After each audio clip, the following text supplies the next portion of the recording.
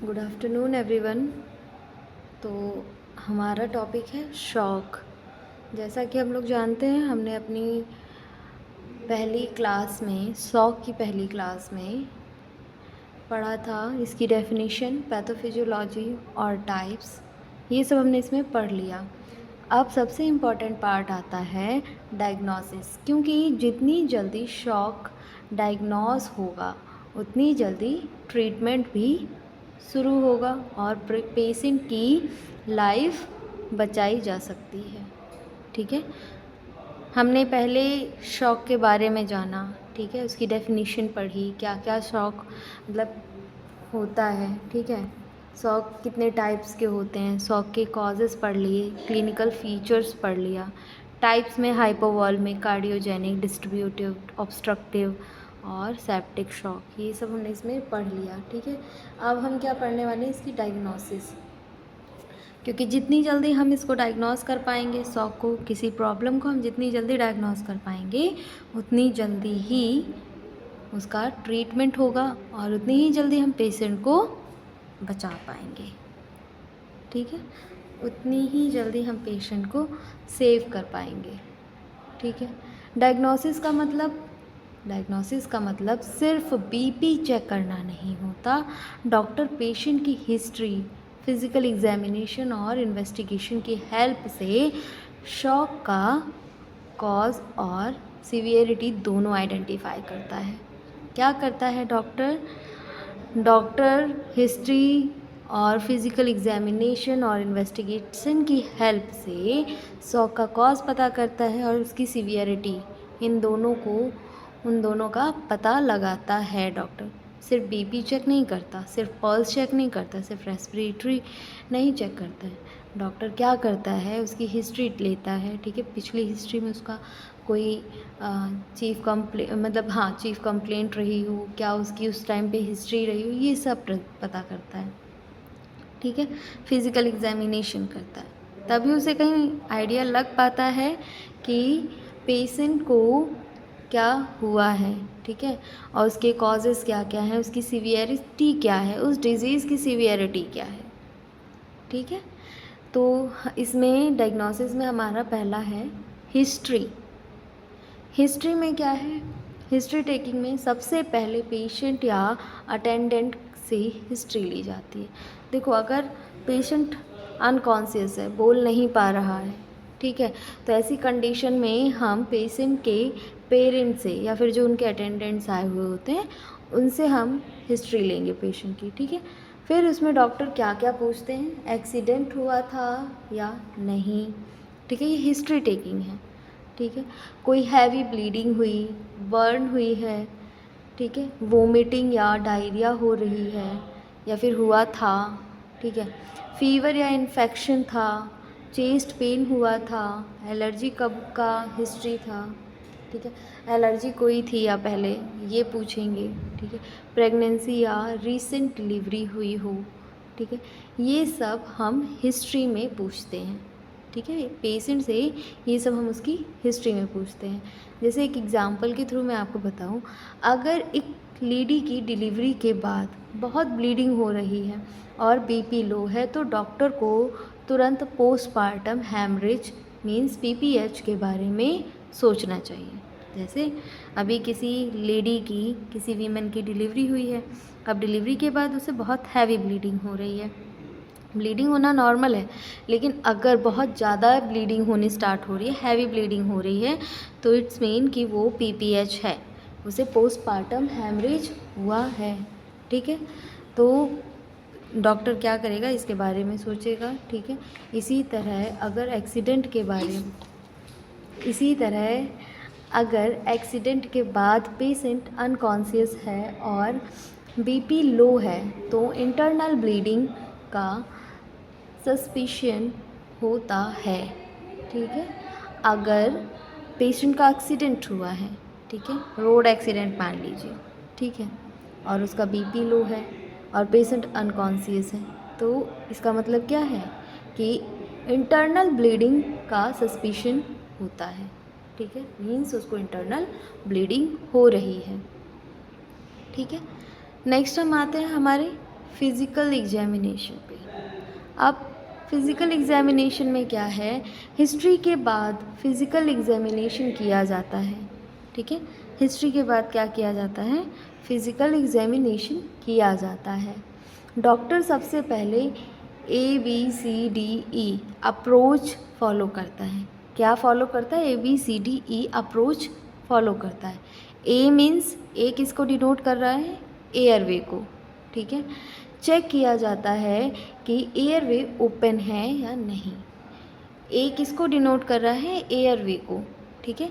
और इसमें क्या चेक किया जाता है कि एयरवे ओपन है या नहीं।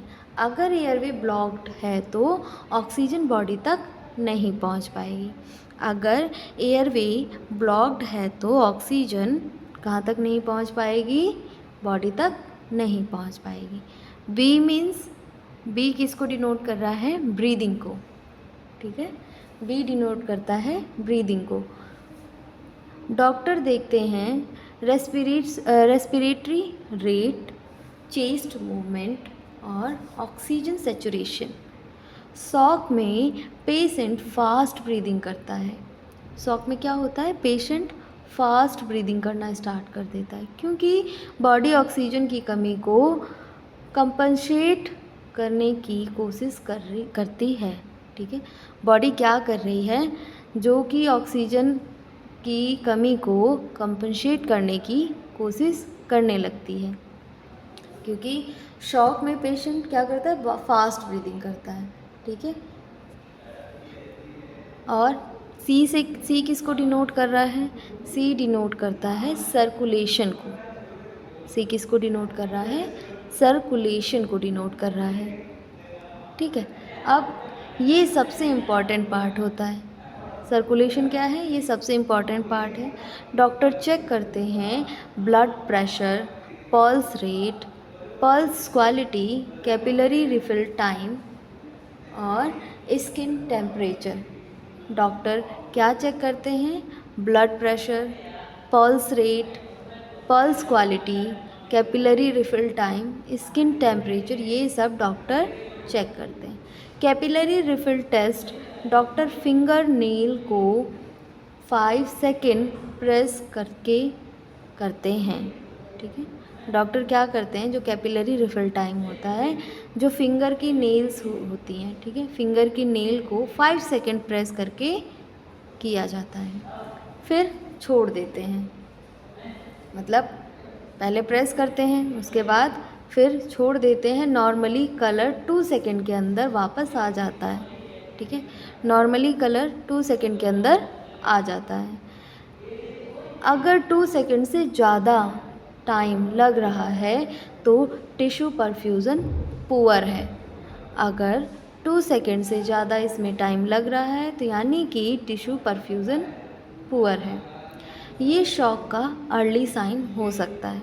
क्या हो सकता है, ये शॉक का अर्ली साइन हो सकता है। नेक्स्ट है डी। डी किसको डिनोट करता है, डिसेबिलिटी को। डी डिनोट करता है डिसएबिलिटी को। ब्रेन फंक्शन असेस किया जाता है। इसमें क्या किया जाता है, ब्रेन फंक्शन असेस किया जाता है। पेशेंट अलर्ट है या कंफ्यूज्ड है। पेशेंट क्या है, अलर्ट है या फिर कंफ्यूज्ड है। रिस्पॉन्स दे रहा है या अनकॉन्शियस है।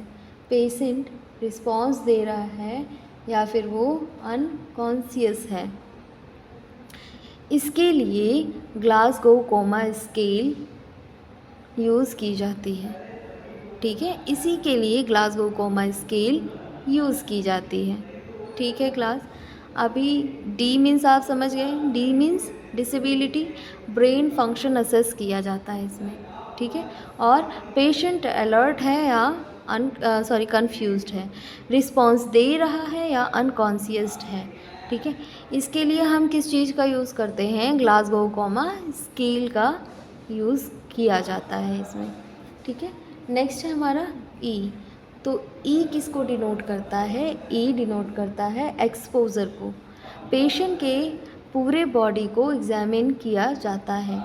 पेशेंट के पूरे बॉडी को क्या किया जाता है, एग्जामिन किया जाता है।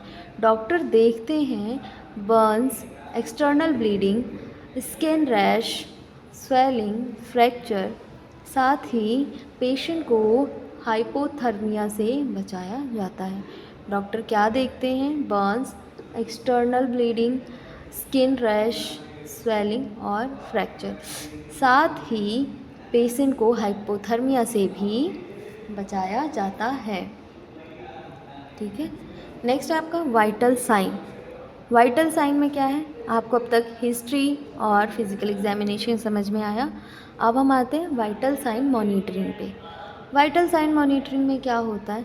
शॉक में वाइटल साइन कंटिन्यूसली मॉनिटर किया जाता है। शॉक में क्या किया जाता है?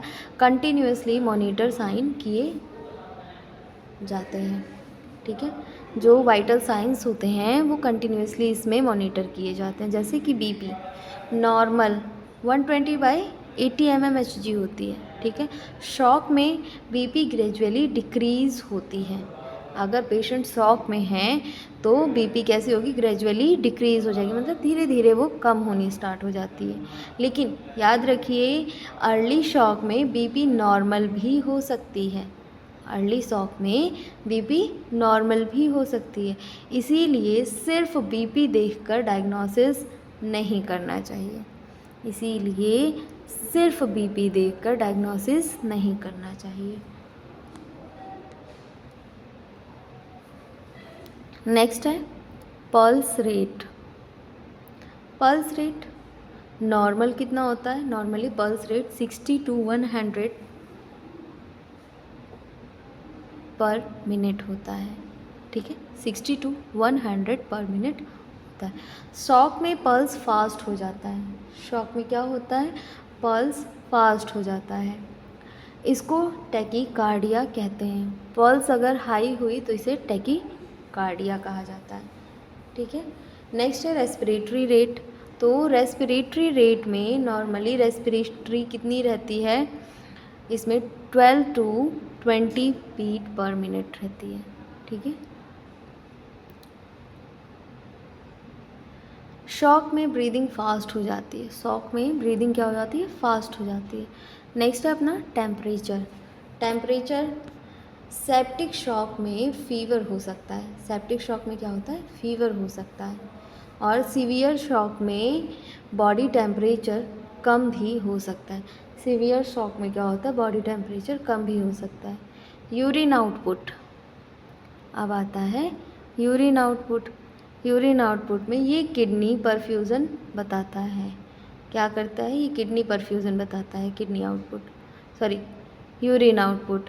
Normal urine output 0.5 to 1 ml पर kg पर आवर होती है। नॉर्मल यूरिन आउटपुट कितना होता है? 0.5 to 1 ml पर kg पर ml पर आवर होता है। शॉक में यूरिन आउटपुट डिक्रीज़ हो जाता है। शॉक में क्या होता है? यूरिन आउटपुट डिक्रीज़ होने लगती है। ठीक है। इसीलिए आईसीयू में फॉलिक कैथेटर लगाकर यूरिन मॉनिटर किया जाता है। इसीलिए क्या किया जाता है? आईसीयू में फॉलिक कैथेटर लगाकर यूरिन मॉनिटर किया जाता है। नेक्स्ट है हमारा लेबोरेटरी टेस्ट। लेबोरेटरी टेस्ट में इसमें क्या होता है? इस इन्वेस्टिगेशन में आप ब्लड इन्वेस्टिगेशन देखते हैं। ठीक है, जैसे सीबीसी। इसमें क्या हम देखते हैं? सीबीसी। सीबीसी से पता चलता है हीमोग्लोबिन, डब्ल्यूबीसी प्लेटलेट्स।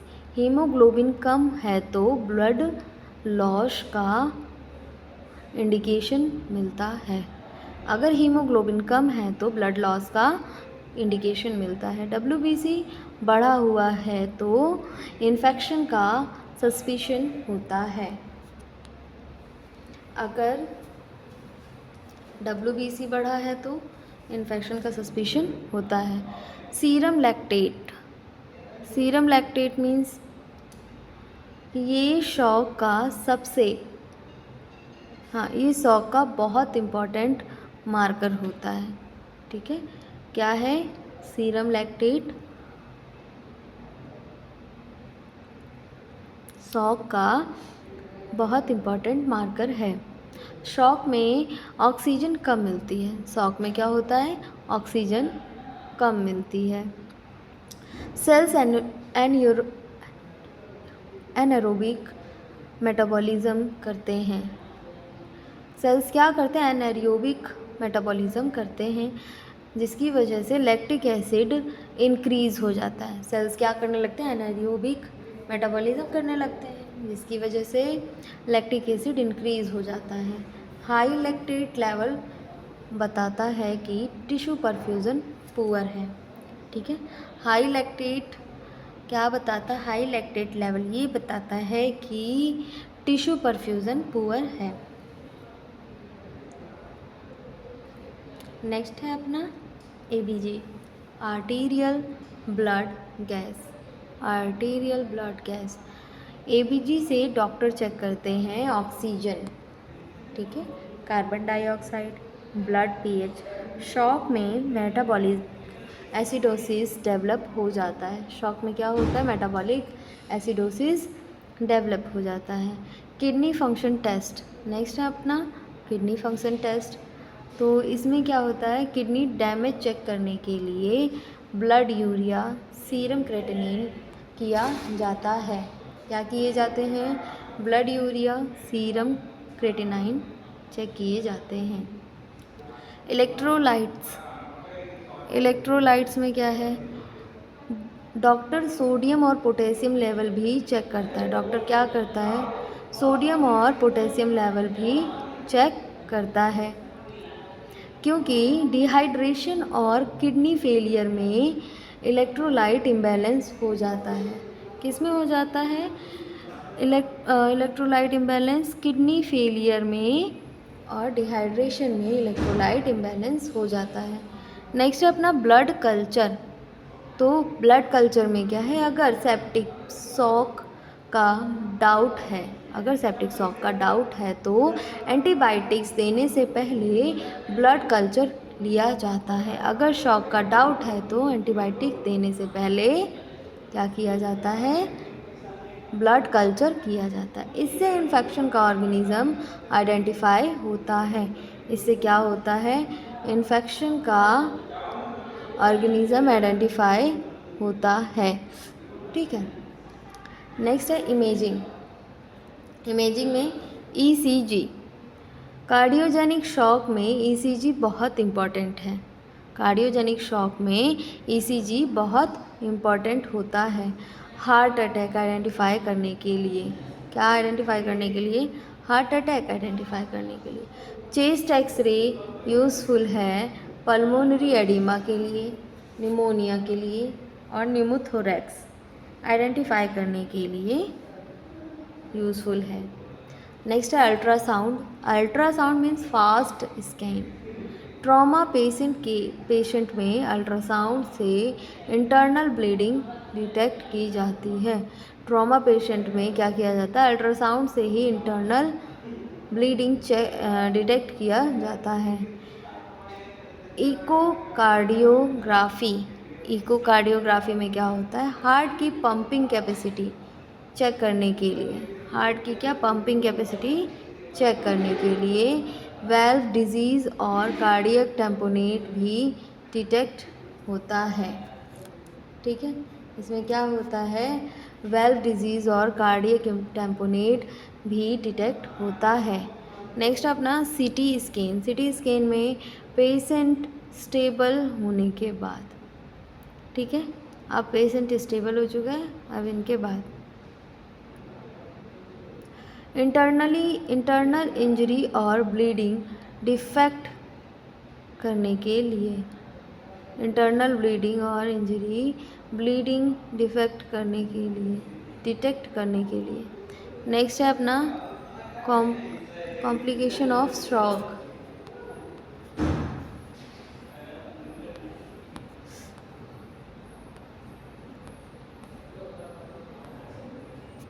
नहीं, कॉम्प्लिकेशन नहीं है, मैनेजमेंट ऑफ शॉक है। ठीक है,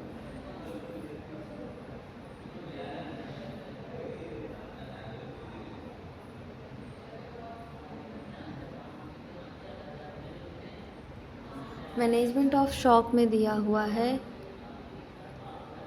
अ जनरल प्रिंसिपल ABCD, ये अप्रोच जो मैंने आपको ABCD ई का अप्रोच दिया है, airway, breathing, circulation, disability, exposure, ये सेम वही है। जनरल सपोर्टिव मेजर्स में आते हैं पोजीशन, जैसे left flat, leg elevated unless contraindicated. ठीक है। Oxygen therapy, two large bore IV lines. ठीक है। Fluid resuscitation. नेक्स्ट है blood and blood product, monitor BP, pulse, SpO2, ECG, urine output, analgesia and sedation if needed. Treat underlying cause, entropic vasopressor support if indicated.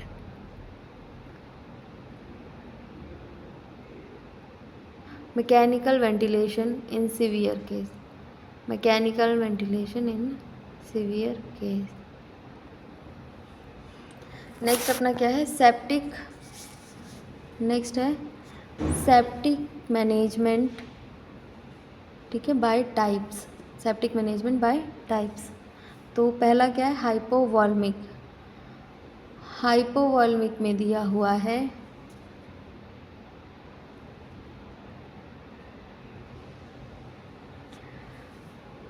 Control bleeding. क्या करना होता है, bleeding को control करना होता है। IV fluid, ठीक है, RL या फिर NS, ब्लड या फिर ब्लड प्रोडक्ट, ट्रीट कॉज और trauma, GI bleed, burn etcetera. Cardiogenic shock में ऑक्सीजन IV एक्सेस और इनोट्रॉप्स, जिसको डोपामाइन, ठीक है, ये कुछ मेडिसिन है। ठीक है। Diuretics in pulmonary oedema, treat cause MI, arrhythmia, valve diseases. ठीक। Mechanical support IABP if needed. Distributive shock IV fluid देंगे। ठीक है। स्पेसिफिक मैनेजमेंट है बाय टाइप्स। ठीक है, क्या क्या देंगे, IV फ्लूइड एडमिनिस्टर करेंगे, वैसोप्रेशर और antihistamines, steroids, treat underlying causes. Next है अपना obstructive shock, treat obstruction, pericardiocentesis, tamponade, needle decompression और thrombolysis, surgical correction. Septic shock में early antibiotics, IV fluid, vasopressor और सोर्स कंट्रोल, जैसे drainage और डिब्रीडमेंट, organ support. ठीक है, ये आपका किस में था, स्पेसिफिक मैनेजमेंट में। नेक्स्ट है आपका स्पेशल कंसिडरेशन, जैसे कि बर्न पेशेंट में estimate burn area, rule of 9। ठीक है। फ्लूइड रिसेसिटेशन, पार्कलैंड फार्मूला भी दिया हुआ है। Maintain urine output, monitoring for inhalation injury और हाइपोथैल्मिया इन्फेक्शन। ठीक है। नेक्स्ट है आपका obstetrics and gynaecology. Common causes क्या है इसमें, हैमरेज, जैसे PPH, इक्टॉपिक प्रेगनेंसी, ठीक है, या फिर rupture. Sepsis, amniotic fluid embolism, eclampsia, left lateral position, rapid IV fluid and blood, uterine massage, surgical control, early referral and multidisciplinary care. Next है plastic surgery patient. तो plastic surgery patient monitor flap viability, capillary refill, colour, temperature, ठीक है। Maintain perfusion and oxygenation, treat infection early, adequate pain control and nutrition. Next है complication. तो complication में multi organ failure हो सकता है, acute respiratory disease,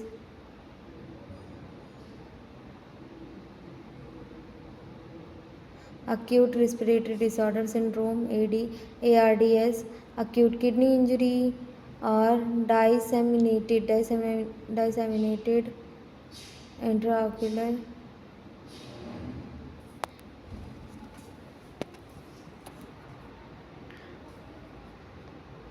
disseminated intravascular coagulation, ठीक है। नेक्स्ट है मेटाबॉलिक एसिडोसिस, प्रेशर, सोर और मसल वास्टिंग और डेथ, ठीक है। ये आपका थोड़ा सा शॉक का था।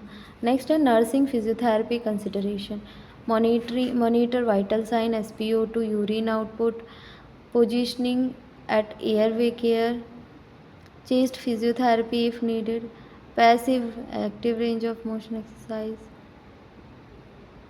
early metabolization after stabilization, prevention of complication, DVT, bed sore, fracture, patient and family education। ये इसके कुछ की पॉइंट्स हैं। Time is vital, early recognition करने का, identify the type, find the cause, treat early, maintain ABCDE always, monitor closely to prevent complication, multidisciplinary approach is essential, ठीक है। Next है sign of important, blood pressure normally,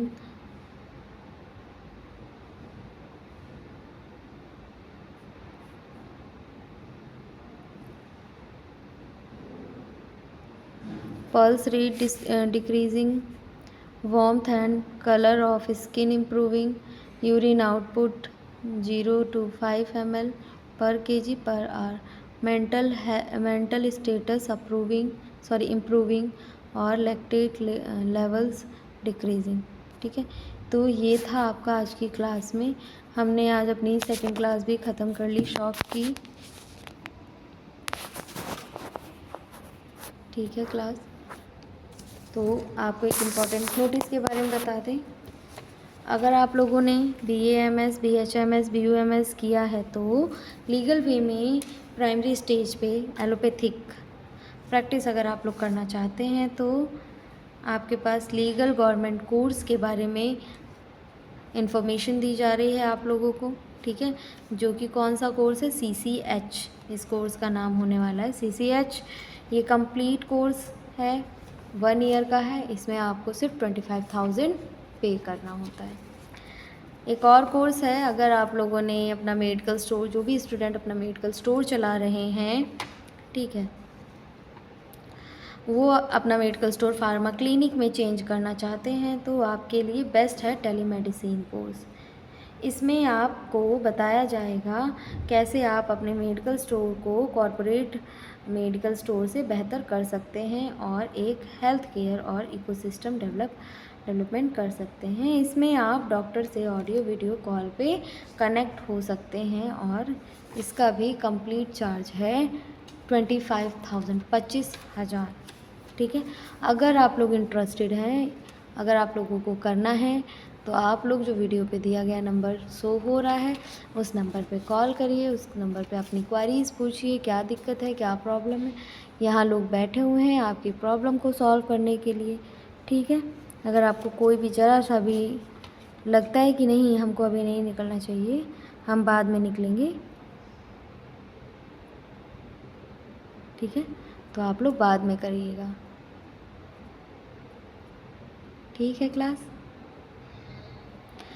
आप लोगों को अगर ये कोर्स करना है तो आप लोग वीडियो में दिए गए नंबर पे कॉल कर सकते हैं, अपनी क्वेरीज़ पूछ सकते हैं, आपको क्या क्या डाउट है, ठीक है, सब्जेक्ट को लेके, इस फीस को लेके, या फिर कुछ भी जो भी आपको डाउट लगता है आप लोग पूछ सकते हैं। फ़िलहाल आज हम अपनी क्लास यहीं तक एंड करते हैं।